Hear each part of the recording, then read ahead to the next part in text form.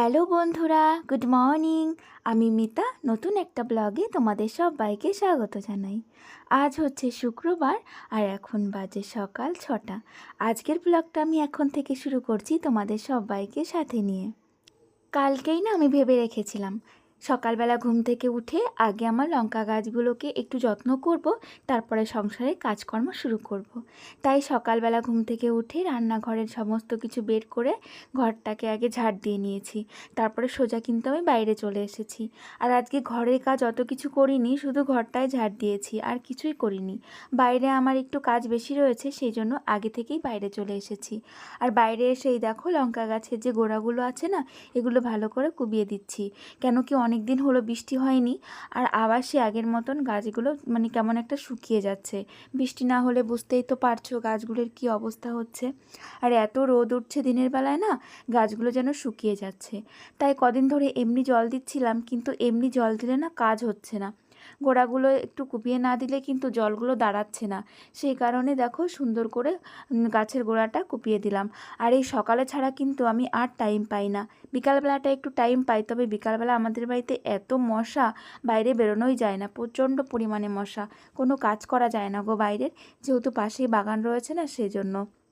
আর আমাদের এমনিতেও প্রচুর মশা থাকে জানো, সারা বছরই। এই জন্য একটা ভীষণ খারাপ লাগার জায়গা। সারা বছরের মধ্যে বিকাল টাইমে কখনোই কিন্তু বাইরে আসতে পারি না, বাইরে একটু মন খুলে বসতে পারি না এই মশার কামড়ের জন্য। তো গাছগুলোকে ভালো করে গোড়াটা কুপিয়ে দিয়ে না একটু সার দিয়ে দিলাম জানো। আর এই যে আমার বাড়ির মাটিতে না একটুও সার নেই, কিচ্ছু নেই।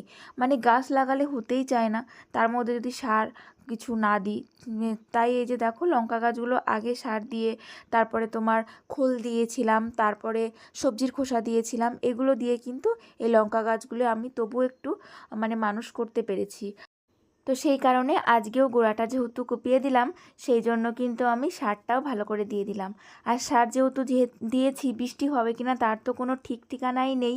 এত গরম পড়েছে, আর এত গরম পড়ছে কি বলবো তোমাদের, বৃষ্টির কোনো কিন্তু দেখাই নেই। তাই এই যে আমি এখন জলটাও গাছের গোড়ায় দিয়ে দিচ্ছি। জল দিলে, সার দেওয়ার পরে তো জল দিতেই হবে, তাই সমস্ত গাছে যখন জল দিয়ে দিচ্ছি। আর এখন সেই আগের মতন হয়ে গেছে জানো, প্রত্যেকটা দিন আমাকে কিন্তু জল দিতে হচ্ছে। দুবেলা করে দিলে তো আরও ভালো হয়, তবে দুবেলা করে তো পেরে উঠছি না। যেদিন সকালে দিচ্ছি সেদিন বিকালে দেওয়া হচ্ছে না, আর যেদিন বিকালে দিচ্ছি সেদিন আর সকালে দেওয়া হচ্ছে না। বলো তো, এত কাজের ফাঁকে আবার এত গাছে, কম তো গাছ নয় বলো, এত গাছে জল দিয়ে আমি পারি না জানো। আর টাইম কলের জলটাও এখন গরম আসছে, আর সেই টাইম মতন আসছে না আগের মতন। সেজন্য কল থেকে আমাকে কিন্তু চেপে চেপেই জল এনে দিতে হচ্ছে। আর কলের জলটা এত ঠান্ডা, এত ঠান্ডা কি বলবো। আমারই ভাল লাগে জানো গাছের গোড়ায় দিতে, যাতে ওদের একটু ভালো লাগে। আর ঠান্ডা জল পেলে সবারই তো এই গরমে ভালো লাগে, তাই না বলো। আমরা যখন গরমে অস্বস্তি বোধ করি, তখন দেখবে একটু ঠান্ডা জল দিয়ে স্নান করলে আমাদের কেমন ভালো লাগে। তো এদের ক্ষেত্রে তো তেমনই হয়, তাই না। এরাও যদি এত গরমের মধ্যে একটু ঠান্ডা জল পায়, এদেরও কিন্তু অনেকটাই ভালো লাগবে। বিউটিফুল লাইফ থেকে দিভাই কমেন্ট করেছো, তুমি বলেছো তোমার প্রশ্নের উত্তরটা আমি দিয়েছি, এক্ষেত্রে তুমি কিন্তু খুব খুশি হয়েছো। আর আমার উপরে যে হালকা রাগটা করেছিলে সেটা আর করনি। কি বলো তো দিদিভাই, বুঝতেই তো পারছো আমারও অনেক টেনশান থাকে, অনেক প্রবলেম থাকে জানো তো, তারপরে মনেও থাকে না। তো যাই হোক, তুমি মনে করে দিয়েছিলে, সেই জন্য কিন্তু আমার আবার মনে পড়ে গেছিলো। সত্যি কথা বলতে আমি একদমই ভুলে গেছিলাম দিদিভাই। আর তোমার যে চ্যানেলটায় $100 কমপ্লিট হয়ে গেছে, সেই ডলারটার নাম কি আমাকে একটু জানাবে। আমি নিশ্চয়ই তোমার চ্যানেলে গিয়ে একটু দেখব, তাহলে আমার ভালো লাগবে, তোমাকে তো অন্তত দেখতে পাবো। তো এখন দেখো আমি ব্রাশ করে নিয়েছি, সকালবেলা সমস্ত কাজকর্ম করে নিয়েছি, তারপরে এই যে স্নানও হয়ে গেছে। স্নানের পরে জামাকাপড়গুলো মেলে দিচ্ছি।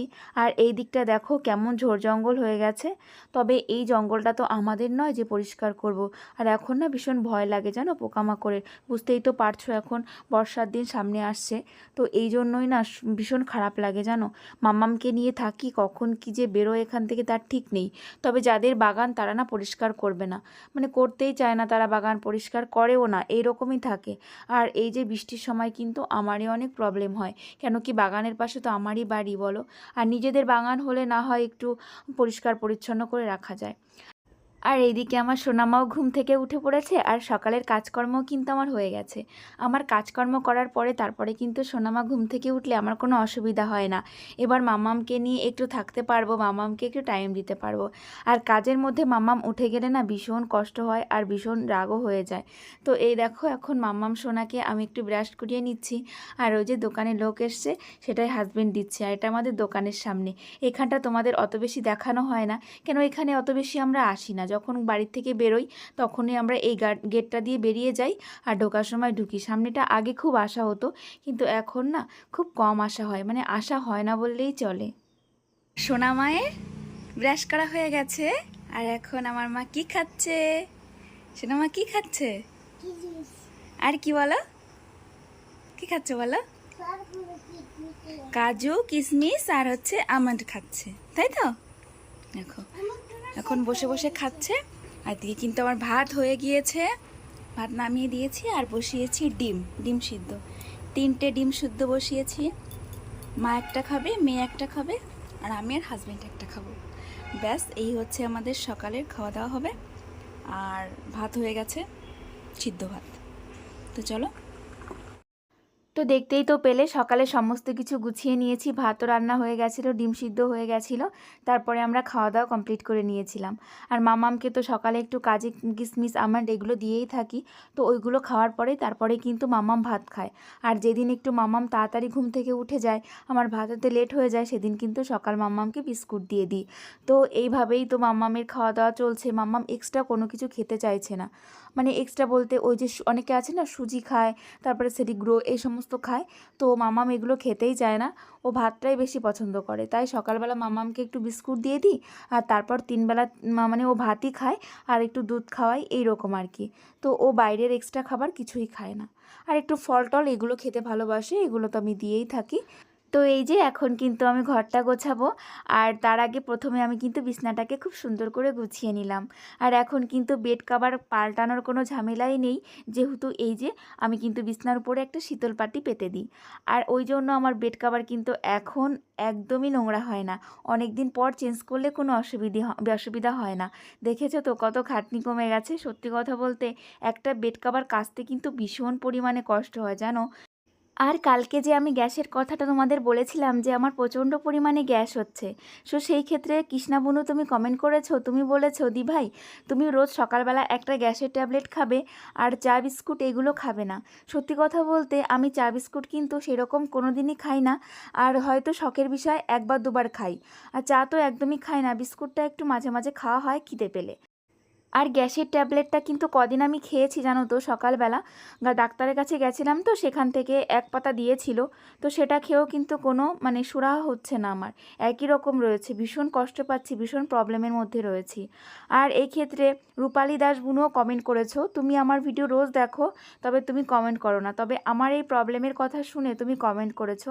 তুমি বলেছো দিদিভাই তুমি রোজ সকালবেলা উঠে 2 গ্লাস জল খাবে খালি পেটে, তোমারও নাকি এরকম গ্যাসের প্রবলেম ছিল, তবে এখন তুমি ভালো আছো। বুনু তোমাকে প্রথমেই বলি, এই যে গ্যাসের প্রবলেমটা হয়েছে এর অনেক আগে থেকে, মানে আমার বিয়েরও অনেক আগে থেকে আমি কিন্তু রোজ সকালে 2 গ্লাস করে জল খাই, একদম নিয়ম করে।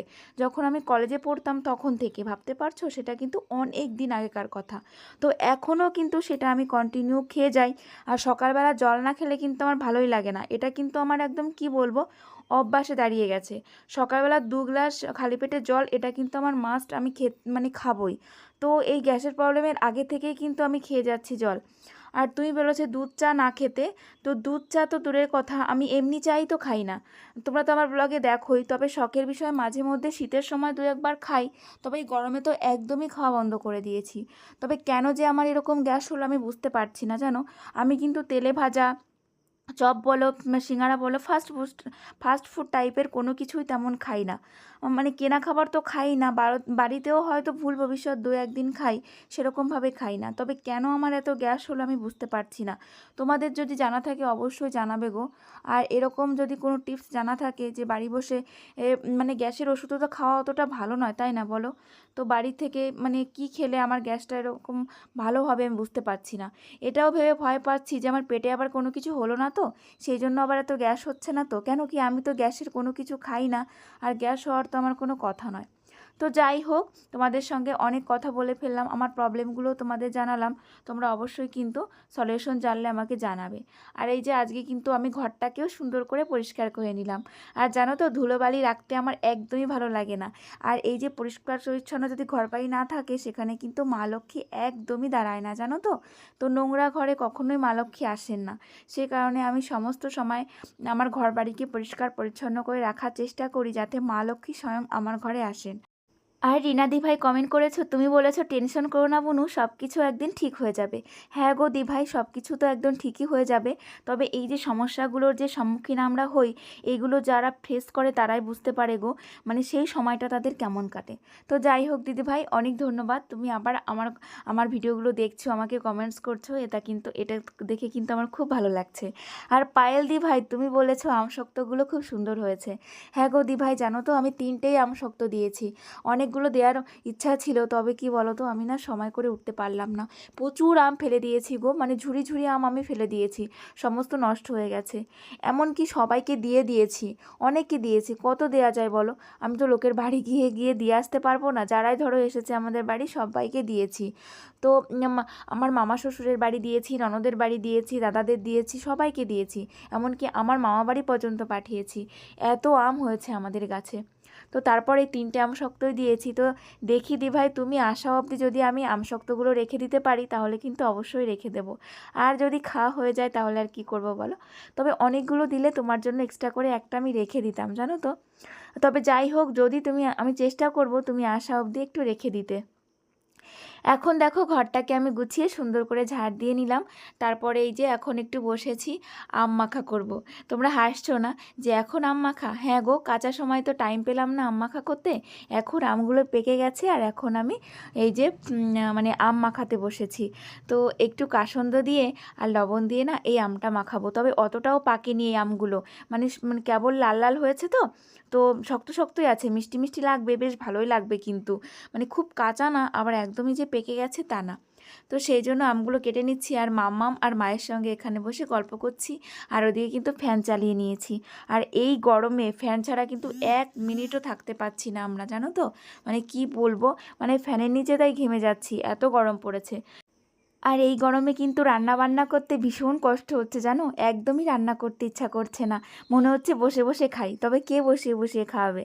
তো নেহা বুনু, তুমি কমেন্ট করেছো যে তুমি যখন আমাদের বাড়িতে আসবে তখন তুমি আমাকে রান্না করে খাওয়াবে। তো সেই দিনটা কি আদেও আমি কোনো দিন দেখতে পাবো? বা আমি কি তোমার রান্না বাড়ি বসে বসে খেতে পারবো? সেটা কি আমার কপালে আছে বুনু? নাকি এমনি দিদির মন রাখার জন্য বললে? হ্যাঁ। তো যাই হোক, যথারীতি চেষ্টা করো অবশ্যই আমাদের বাড়িতে আসার জন্য। এই গরিব দিদিটার বাড়ি এলে কিন্তু আমি ভীষণ খুশি হব। আর এই যে দেখো, এখন আমি আর মাম্মাম সোনা আম মাখা খাচ্ছি। তবে মা খায়নি, মাকে অনেকবার বলেছিলাম মা একটা অন্তত খাও, তো মা খেলো না, জানো। তো সেই জন্য আমি আর মাম্মাম দুজনেই খেয়ে নিচ্ছি। তবে ভেবেছিলাম যে মা খাবে, তবে মা কিন্তু খায়নি। তো আমি আর সোনামা মিলেই আমটা খেয়ে নিচ্ছি। আর আম খাওয়ার পরে তারপরেই কিন্তু এই যে রান্না চাপিয়েছি। আর তোমরা দেখতে পেলে, খেতে বসে কিন্তু মাম্মাম দৌড়ে গিয়ে কাঁটা চামচ নিয়ে এলো। ও হাত দিয়ে খাবে না, ও কিন্তু কাঁটা চামচ দিয়ে খাবে, দেখেছো? ওর যে কত বুদ্ধি হয়েছে তোমাদের কি বলবো। ও জানে এই সমস্ত মাখা করলে কিন্তু কাঁটা চামচ দিয়ে খেতে ভালো হয়। ও অনেক রকম বুদ্ধি, জানো তো, নিজের মাথা থেকেই বের করে, যেটা আমিও জানি না। তো এই যে এখন রান্নাবান্না বসিয়ে দিয়েছি, আগে পটল ভাজাটা করে নিলাম। আর এখানে এই যে কুশিগুলো ভাজা করছি না গো, এটা হচ্ছে একটু তরকারি করব, ঝোল ঝোল। তো ওই জন্য একটু রাঁধুনি সম্বারা দিলাম, তবে জল দেবো না গো। এটা ঢেকে দিলে কিন্তু জল হয়ে যাবে, সেই জলেই কিন্তু আমার তরকারি হয়ে যাবে। তো যাই হোক, আর একটু সয়াবিন রান্না করব, আর তার আগে দেখো ভাত বসিয়ে দিলাম।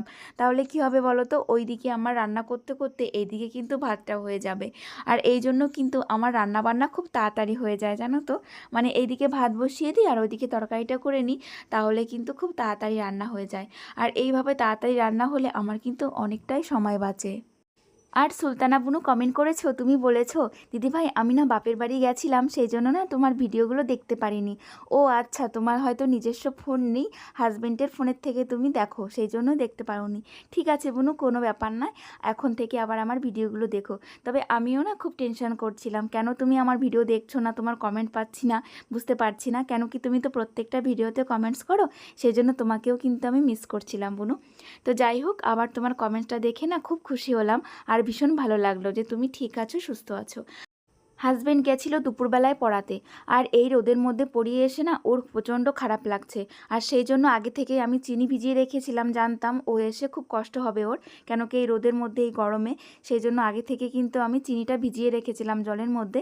আর হাজবেন্ড এলেই আমি দেখো এই যে একটু লেবু দিয়ে আর একটু বরফ দিয়ে আমি কিন্তু 2 গ্লাস লেবু শরবত জল বানিয়ে নিলাম। আর মাকেও দিয়েছি, তবে মাকে কিন্তু চিনি দিইনি, মাকে শুধু লেবু দিয়ে আর লবণ দিয়ে মাকে দিয়েছি, আর আমরা চিনি দিয়েছিলাম। তো মার যেহেতু চিনি খাওয়া বারণ, সেহেতু মাকে আর চিনি দিইনি। আর এই যে লেবু জলটা খেয়ে বাপরে বাপ কত যে তৃপ্তি লাগলো তোমাদের কি বলবো। আর এই যে আমার সয়াবিনের তরকারিটাও কিন্তু হয়ে গিয়েছে। আমি কিন্তু রান্নাবান্না একদমই সিম্পল রান্না করি, তবুও কেন যে আমার শারীরিক এত প্রবলেম হচ্ছে বুঝতে পারছি না, জানো তো। আর এই যে এখন খাওয়া দাওয়ার পরে আমরা কিন্তু একটু টিভি দেখতে বসেছি। সত্যি কথা বলতে জানো তো, ডিশ লাগিয়ে এখন এত ভালো লাগছে কি বলবো।